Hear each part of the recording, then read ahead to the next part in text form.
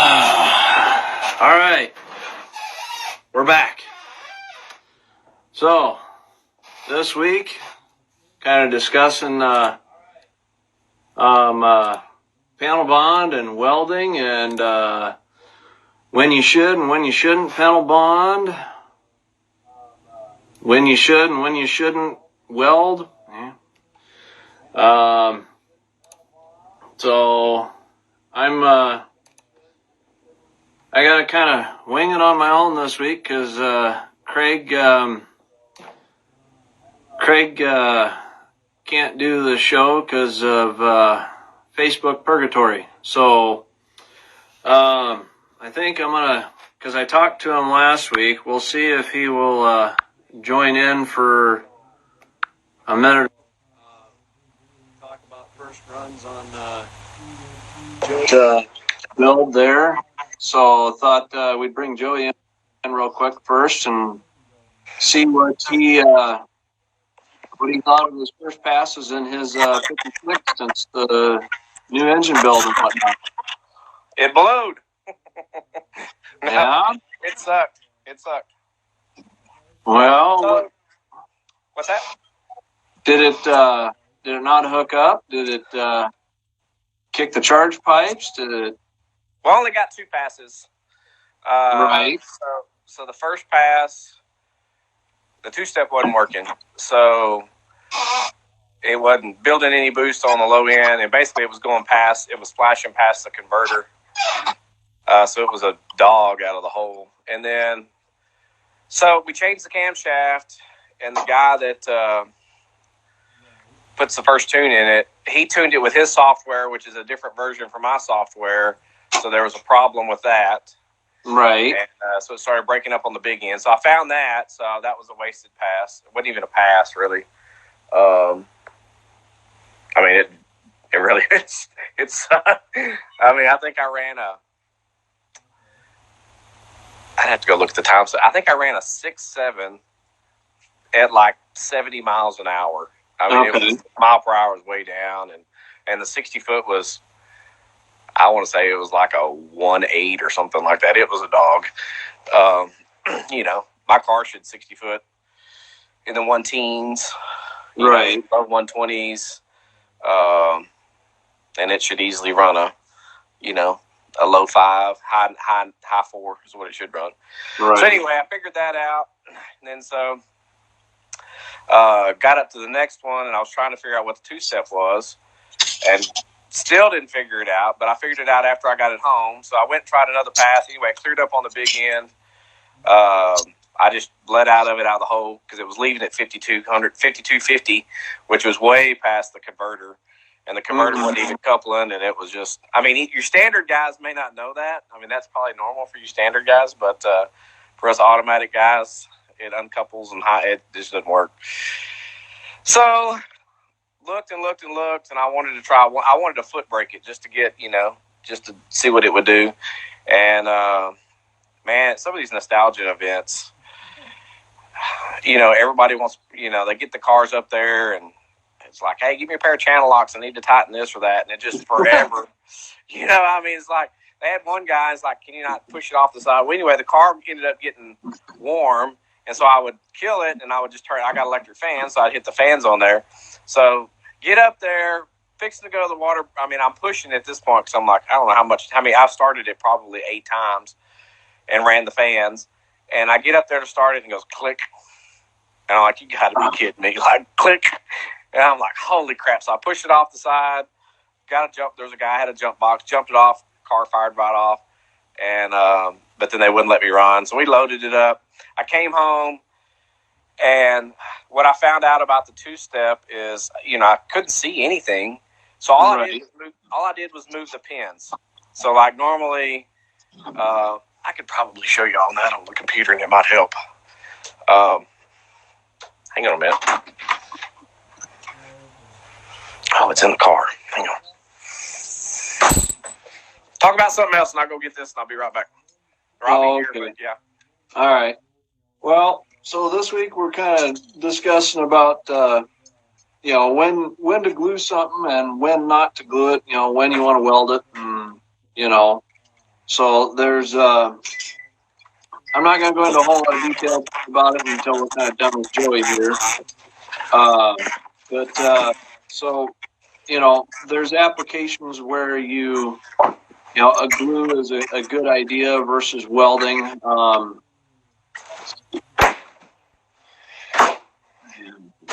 Okay. So when you're, the panel bonding equipment that I kind of talked about, the panel bonding procedures and, the glue itself, there have been tests, at a local place that they have tested the panel bond compared to weld, and the panel bond is strong enough that the metal actually tears before the glue will let go. So that goes to show how strong the stuff is. I probably wouldn't use anything that you're looking for structural integrity, because structural integrity, this stuff, they do have a structural panel bond that is intended for your structural stuff, but where we're at with Tri-Fives, I probably really wouldn't use it on anything structural, meaning frames and that kind of stuff. So let's jump back and see what Joey's got for us. Okay, so this, when you use it, it looks like a bunch of stuff, but it's really not that much. But anyway, when you make your inputs and outputs, just like on my car, there's dome pressure, bump button, trans brake button. So if you look at it, it's at ECU pin J2A11. So it was at A10, and then, drive shaft speed, rear shock, blah, blah, blah, blah, blah. That's all your inputs. Right. And then you put your outputs, bump, water meth, blah, blah, blah. Anyway, when you go to your pin map, then you start putting them where you need them. So like your J1, and what I do when I wire a car, I put everything that makes the car run on the J1 side, and then all the hot rod stuff, trans brake, water meth, boost, all that stuff runs on a separate one. That way, if something happens inside the computer, you can still drive the car. So anyway, all I did was, this used to be on A10, and as you can see, my rev limiter, trans brake launch, and trans brake button are all on A11. They were on A10, and all I did was move the pin. Mm-hmm. I moved the pin, and it started working. I don't know why it's that way. It's kind of scary to think about that. But basically, when you hit the trans brake, it was just the converter. I mean, the motor's going to build it, and it's just going to flash past the converter. And my converter, I normally leave about 4,200, and it went to 5,250. I mean, it was screaming. And I was looking at the lights, and I looked down at the tach, and I'm like, holy crap, and I just let off the button. And like I said, it was a dog. So I couldn't figure out why that happened. I still don't know why that happened. But, right. I got it home, and I started looking, and I just thought, man, I'm just going to move these pins. And, I guessed. I moved the pins, and all of a sudden, I just lowered, you can go in here and you can change I'll show you that.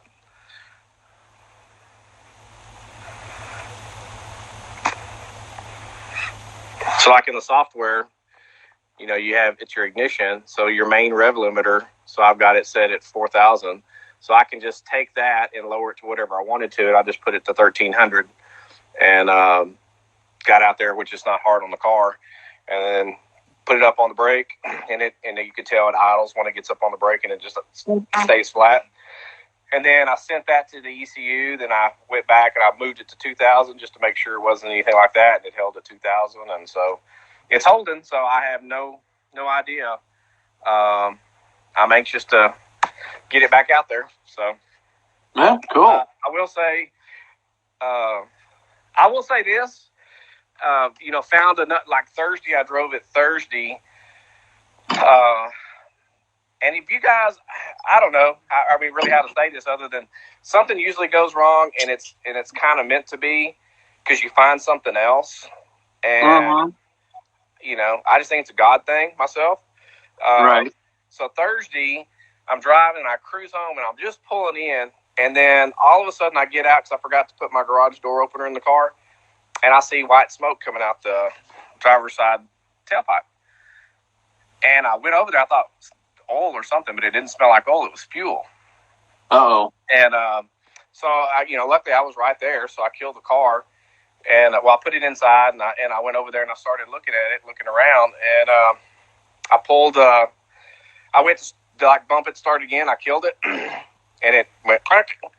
And so I it's hydrolocked, or it's fixed to be hydrolocked. So I pulled the plugs out of it, and number 5 was wet, and then I just spun it over and it shot fuel, all outside. So it would have hydrolocked, and that wouldn't have been good, No. going down the track. And so I said, all right, well, I pulled all the plugs, and so that was a good thing. And I found out, and you can jumper those. I have atomizers on here, which are supposed to be, the best, but there's such a fine mist in them. And I think it's just the ethanol part of it. It's just one of those things you just have to deal with, because I actually strained the fuel before I put it in the car and all that good stuff. Mm-hmm. But anyway, I went to jumper it out. So I put a lead on the injector, one to positive, and I put one to negative. And when I hit it to negative, it wouldn't pulsate, and it started sparking on the negative. So that means it's locked up big time. So I ended up having the injector was shot or dirty. Well, it wasn't dirty because you can blow air through it. So there's a coil inside those things. So the coil or something mechanically in there, because I actually put PV Blaster in and cleaned all the rest of them, and they were all fine. But so I set the injectors off back to atomizer, and I should get them back this week.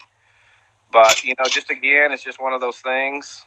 Things that happen. Welcome to the E85. E90. E90 is supposed to be better than the E85. It's a hot rod. So you just got to accept the fact. And, thankful I wasn't, knee deep in it and 35 pounds of boost on the car, So, yeah. So, but all's good, man. That's all good. Well, all good to hear that you at least had a semi-productive, getting bugs worked out. And you're right.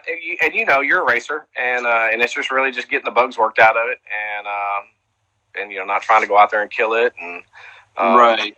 But, a little bit of something. So we're having the Tri-5 Nats. So, like to, I know we got a topic tonight, but it'd sure be nice to find out who could actually all go. And, I plan on going.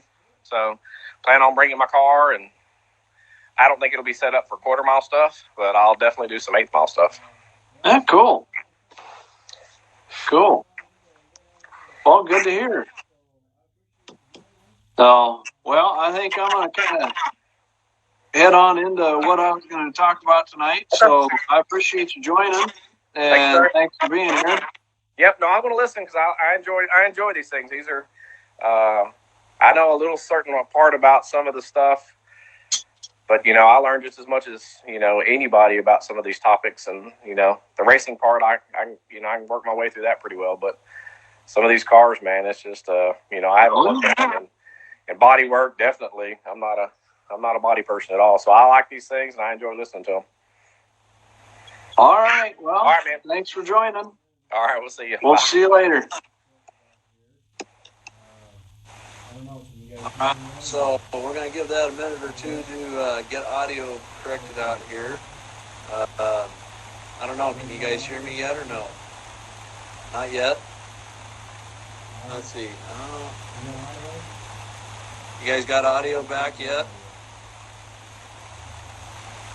All right. You got audio? I'm just waiting to see if you got audio.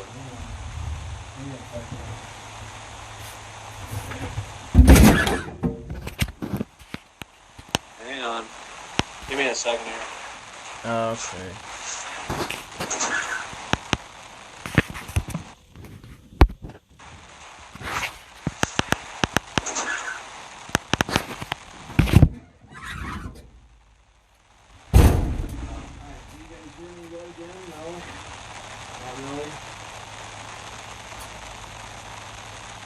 Any audio back there?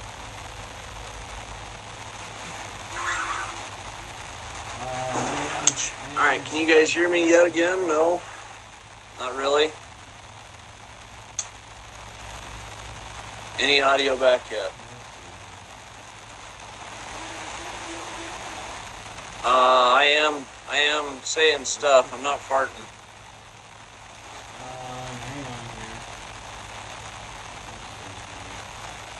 Let's see here.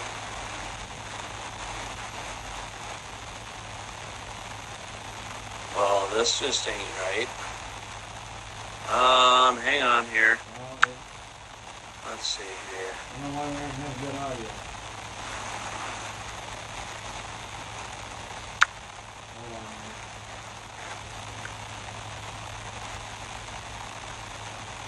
minute. Well, it's.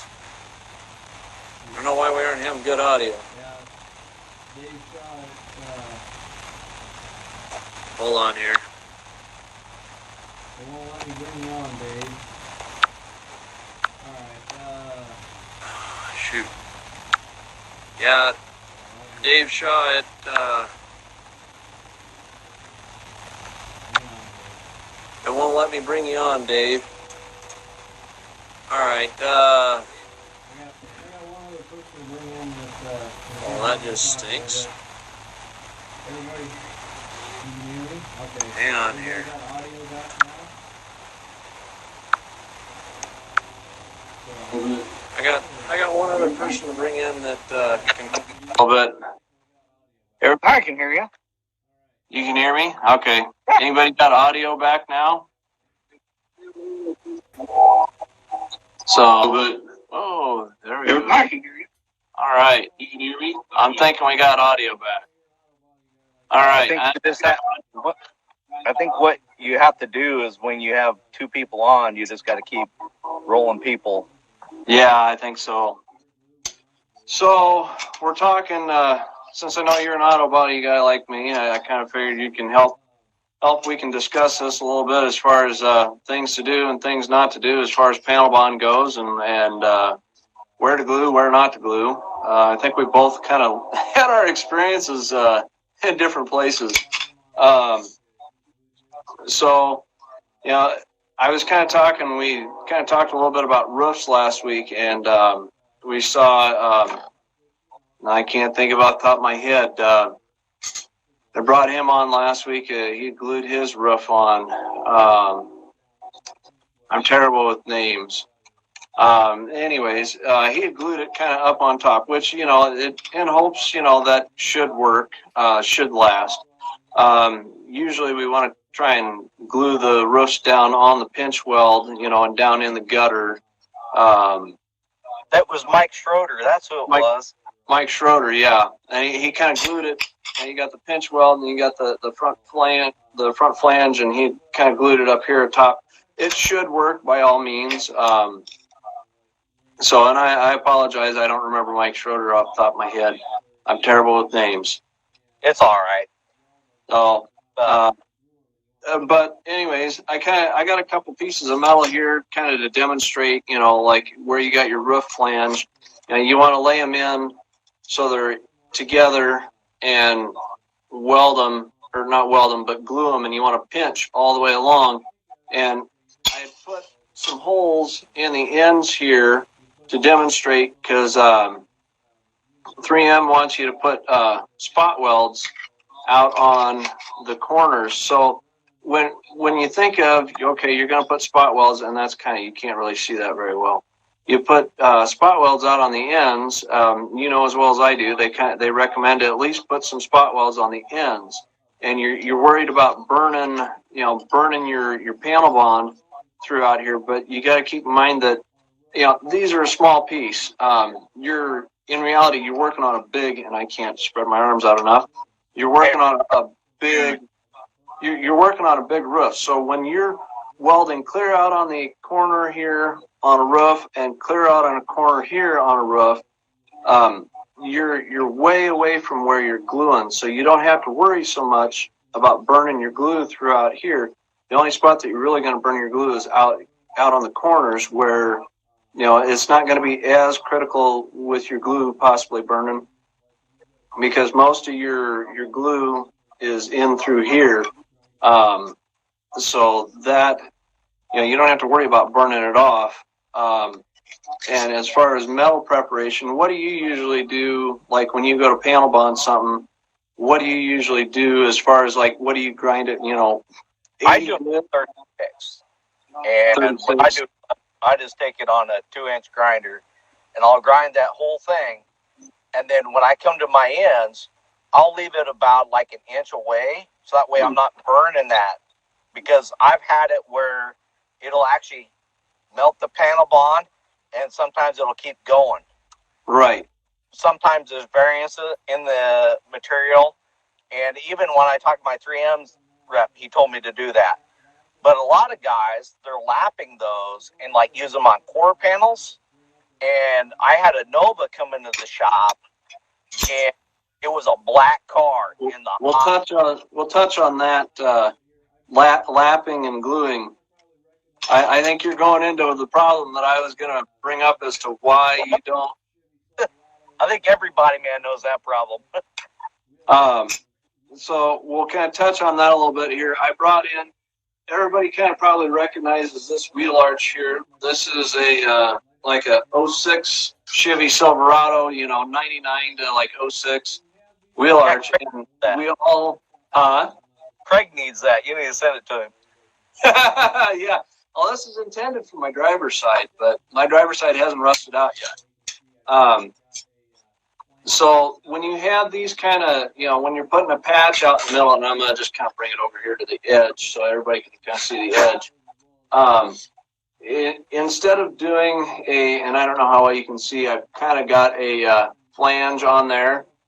Instead of gluing like this, because gluing, David probably knows as well as I do, that this little seam right here, when you glue it, and through, I don't know if 3M explained it to you like he did to me, through time with heat, expansion and contraction, the metal expands and contracts differently than the panel bond, and that seam ends up showing back up. So when you're out in a big panel such as this, where you don't have an end that like is covered, where you're going to end up kind of with a lapped seam like this, it will show back up. So even on a white car, I've seen it happen and show back up. So, and what have you had similar experiences with it? Yeah, like I said, I had a Nova that came in the shop, and the guy was complaining about those lines, and he had bought the car painted and didn't realize that they had panel bonded those quarter panels on. And you could literally take a heat gun and just heat it up along that seam and pull the thing apart. Yeah. And that's what I ended up doing, and I put brand new quarter panels and I welded them on it. To me, there's a time and a place. And like on a roof skin where you can't get in there, you don't have that special tool for the spot welds in that drip rail. That's great for that. Right. And I think that guys overuse that. And in our classic car hobby, you can do a lot without using ever glue. I mean, heck, I've restored a lot of cars without using glue. Yeah. But some guys just want to tighten their budget. They don't want to do things right. And to me, I turn those jobs away because I just don't want to put my reputation on that. But for the guy at home that's trying to do like a cheaper job and is just looking to get rid of the thing and really don't care, it's great to do that. You could do this, but just be forewarned that you want to get it sold before the shrinkage shows up and that seam shows back up.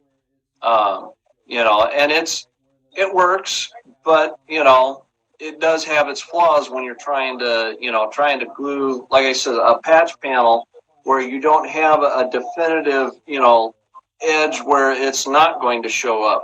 Like where the box side wraps around the top and whatnot. That would be okay to glue up there, or possibly glue around the wheel lip. Possibly glue around the wheel lip. Those are like to do that and just do the whole thing, and if it burns it a little on that inside, because and then you can just like coat it with some wax, and then it's good for a long time. Yeah, you don't ever see it. So, but a lot of the guys, you got to follow those procedures on the newer stuff. The old stuff, I have that problem. Yeah.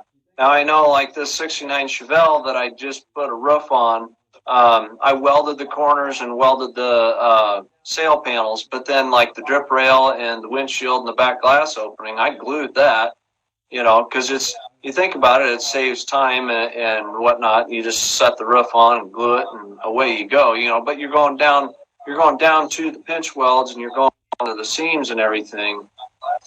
So, I would think that would work okay. Yeah, I would see no problem with that. Especially when you're putting glass, you're not going to see that near as much. Right. But the thing is if that car is black, man, I'd turn away from it. That's just me. I'd rather weld it. Yeah. And well, the car's not going to be black anyway, so we'll be all right.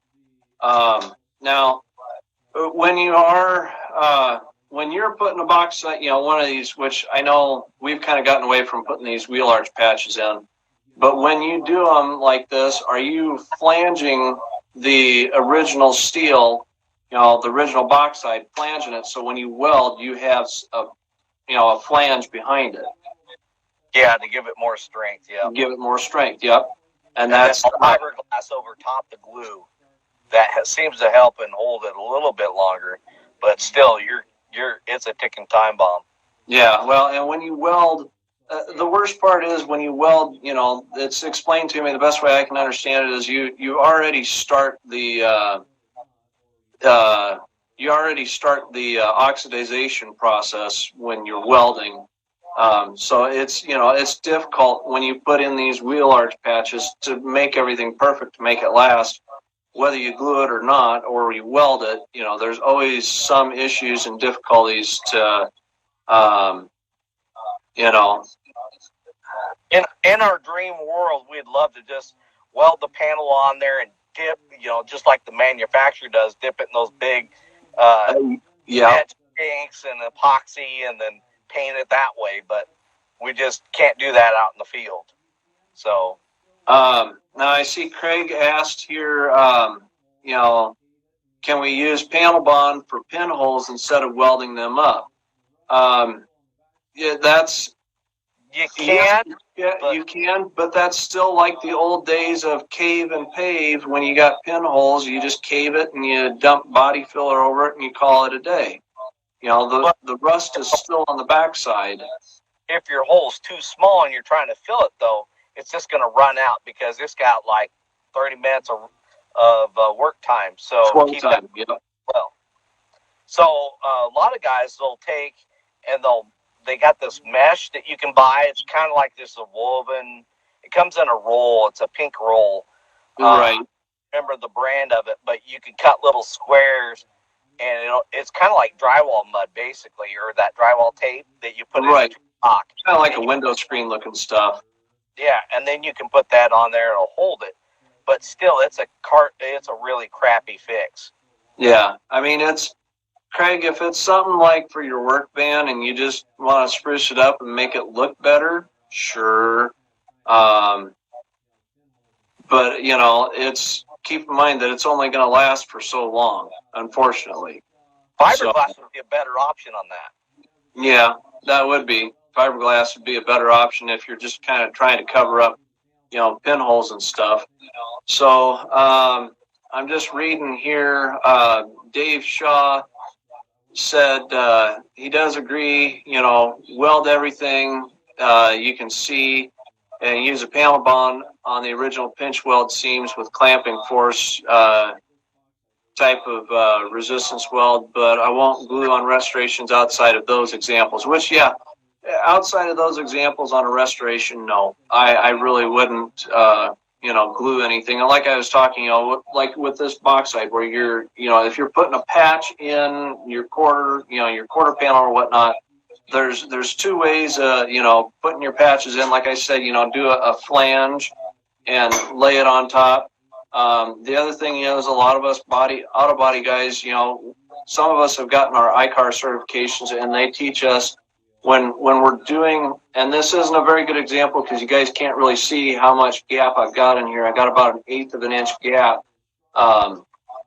They want you to use 1/8 of an inch gap, about the thickness of your cutoff wheel, so that way the weld gets in there and it gets full penetration. And actually, that weld actually is stronger, stronger than just a straight up butt weld, because your weld actually penetrates through, and you get full the full strength of the weld, and it's actually has some weld on the backside, so it's actually filling in as you're going, and it's creating a stronger weld. Agree. And if you do TIG, you can work the metal a lot better than just a regular MIG weld, where you can hammer and dolly it a little bit more. It's more forgiving. But your metal's got to be clean. Anybody that TIG welds. Right. That is a definite. TIG weld, it's got to be clean. Now, Terry, I'm not for sure what you meant. Best way down the drip rails on a 5 through 7. I'm going to guess that you're asking as far as, to put it down in the drip rail. I'm probably going to say that the best way down the drip rails, and myself personally, I would probably glue it down the drip rails, just for the simple fact that it's easier.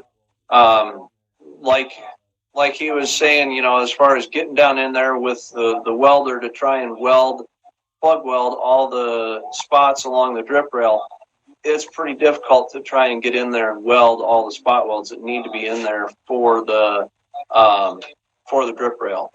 So yeah, the factory had a real fine special spot weld bit that they used. Right. And I've seen them used in like old pictures and stuff, and they're really cool looking. If I can find some pictures, I'll post them. But I just know the old man's got some pretty cool books. It's got all that auto manufacturing on it, and they just have some really neat tools. But most of that stuff is very dangerous, and you can't even find it. So I've seen guys take those Harbor Freight ones and modify them, but I don't think they work near as good as like the Pro Spot or something like that. Yeah. Well, and when we're talking about those spot welding guns and everything, you can get a lot of money wrapped up into one of those type of welders. So what you could do is you could drill through the bottom of that and set your top down and pinch it, and then weld the bottom of it if you were that concerned with it. Yeah. That would be a way to do it without totally ruin that drip rail. And then you'd actually have to putty and fill up and make that nice. Yeah. It'd be pain, especially if you had a hard top. But a sedan, it probably wouldn't be that bad. Yeah, the hardest part, I think, with a sedan would be when you get back towards the behind the B-pillar and whatnot, where you got the window frame right there.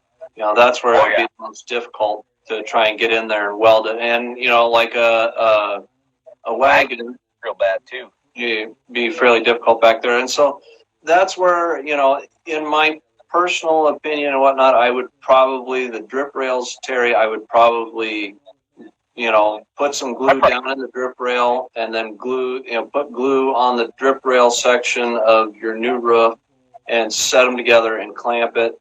And like I said before, as far as the pinch weld across the front, I would probably glue the pinch weld on the front and on the back, just because, a simple, that works quite well. And then, like I says, weld it in the corners.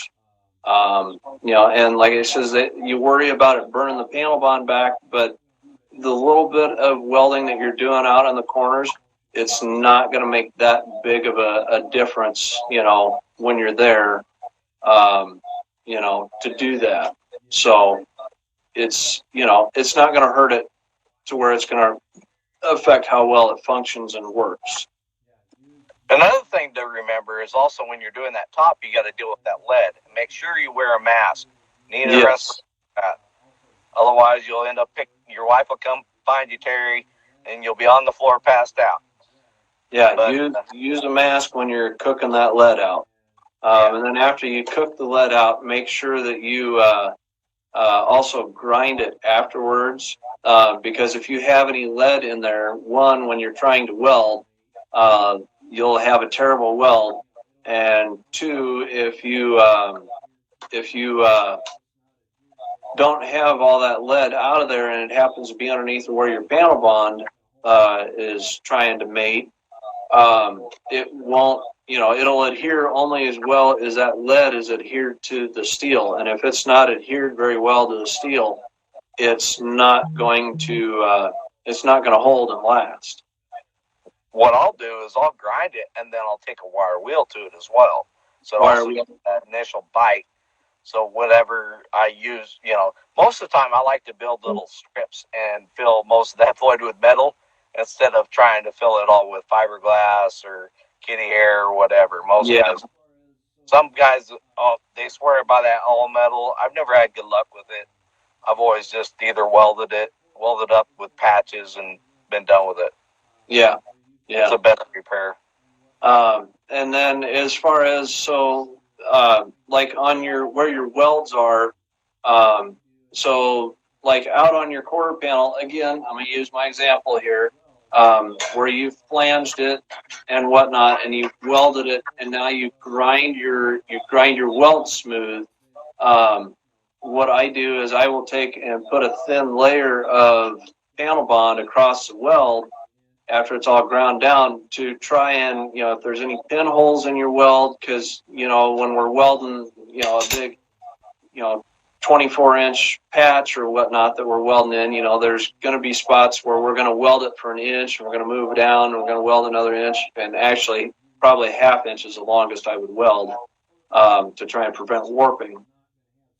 But I smear the panel bond over because from where you stop one weld and you start the next, you're never going to get full, perfect, to where it's not going to have some sort of a pinhole in there.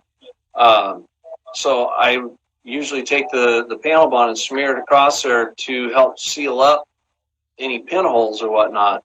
Is that something you do too, or? No, I usually just overlap my weld.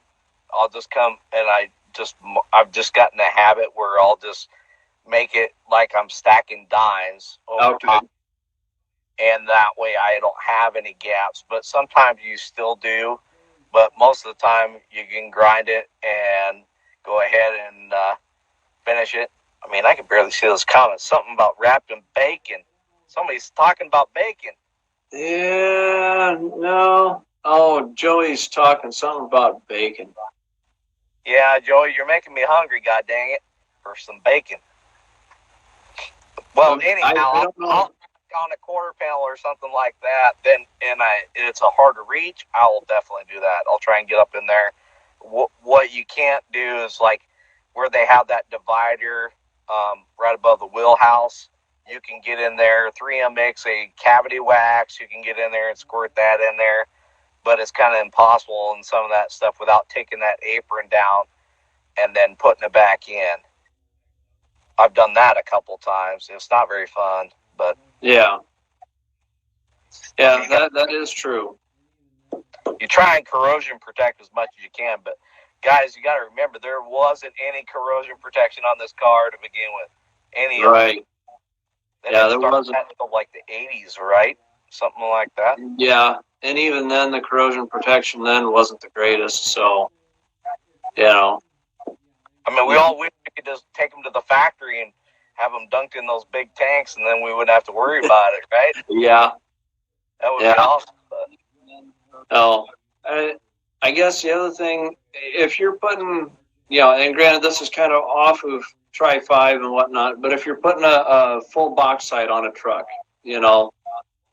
rather than welding the whole thing, do you kind of, panel bond, like I says, like around the wheel arch and places that aren't necessarily seen versus welding the whole thing, or? Most of the time, you can get away with that. Them aluminum ones are completely different. Oh, yeah. Played much with them, but, I mean, they got procedures now that you have to follow to a T. Oh, yeah. And each one's different. So if we do our job wrong, we can get sued. And you hate to say that, but that's the world we live in. Yeah. So, but yeah, I would do it just like you say. Most of the time on that wheel lip, I'll just go ahead and put panel bond in there and then hit the corners of it most of the time, and maybe jab one in the middle or something. Yeah. Because most of the time it's going to rust right back, whether you want it to or not. Just all you're trying to do is slow it down as best you can. Because guys drive these things all the time. I mean, they're driving those instead of their Tri-5s. Okay. Terry's asking a question. So your flange, like I've got a flange here. When you do a flange, yes, you want your flange facing down, and then your piece that you're laying. So the piece that you're laying in, and you were talking about lower half joining it behind the side chrome. So you're going to flange what's on the body, and then your patch that you're putting on, you're going to lay it over top. And like I said, you're going to leave a little bit of a gap, like an eighth, a quarter of an inch. So when you weld, that weld fills in this little bit of a gap here and whatnot. If you get a wider gap, it's not a big deal. You can just fill it in with filler, but you always try and go with, as minimal gap as you can. And there's, two reasons. We know that if you have metal behind, you have something back there that when you weld, we know that when you have metal behind it, it creates a stronger weld. So when you're doing this, it has a better weld back there, for structural integrity, and a weld that, you won't necessarily blow through or burn through. If you really want to, get technical, like I was saying, ICAR teaches us, and ignore the flange here, but ICAR teaches us to leave like an 1/8 gap in there and then weld. And when you do that, that's supposed to be stronger, but to me, that's the way I would put that lower half on, is more of a butt weld with a gap. I use a hacksaw blade. That works perfect for me. Right. Gives you just that little bit of gap. Yeah. But I really don't like laps on quarter panels, mostly because the dirt and grime, unless you're going to corrosion protect that back with either panel bond, something to fill that gap, you're going to have rust coming back eventually. Yeah. But the same thing goes for a butt weld. You can have that same corrosion come back. So yeah, the best way is to coat both sides as much as you can and just roll with it, because otherwise you're just going to be having that rust come back and it probably won't last. Right. So do everything you can. I guess, Terry, the best thing you can do is do how you feel the most comfortable with, and then make sure you corrosion protect it as best as you can. If you go to your local, I think O'Reilly's would probably carry some of the products.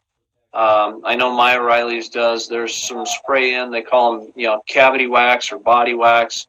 And then you want to spray that in on the back side of the weld that you put, that you've done to help protect, corrosion protect it. Or if you go so far as to paint the underside of the car, grind the back side of the weld and, smooth it up a little bit. And then if you're going to paint the underside of the car to where you can get paint in onto that back side of them welds, put paint on the back side.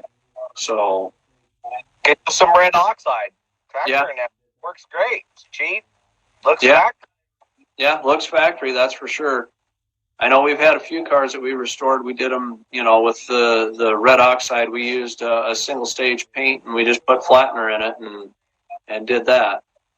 Yeah, not everybody's on the big budget. That's why I said tractor paint. Oh, yeah. Craig loves it. He thinks he can paint everything with it. Huh? Well, hey, if it works, though. Craig. Yeah, we got to give Craig a little bit of difficulty every once in a while. Yeah. So, all right, well, I think we kind of did pretty good touching on everything this week, so I think I'm going to kind of wrap it up from there. Don't really have any mob trivia this week. Craig is kind of stuck in Facebook purgatory, so we don't have him for for our... one. Because of tag deal? Did you Yeah. hear that? Yes, I did. Okay. Everybody knows that that most of the plants had a initial behind the number of the body, and why was on most of the places where it was built, did they put that like S or whatever? Like on my car, it's 599 S, and then it was built in St. Louis, so it had the S up there, and then further down it had another letter. Now, what did that other letter mean? Was it like where it was assembled, part of the trim package? What was it? All right. I'm going to say, go ahead. You make a post, Dave, and everybody to get tonight's trivia, respond to Dave's post in the mob on tonight's trivia. All right, sounds good. All right. Well, I want to thank everybody for joining tonight and watching. I want to thank my guests tonight, Joey and David. And we will see you guys again next week. Have a good night, and we'll go live.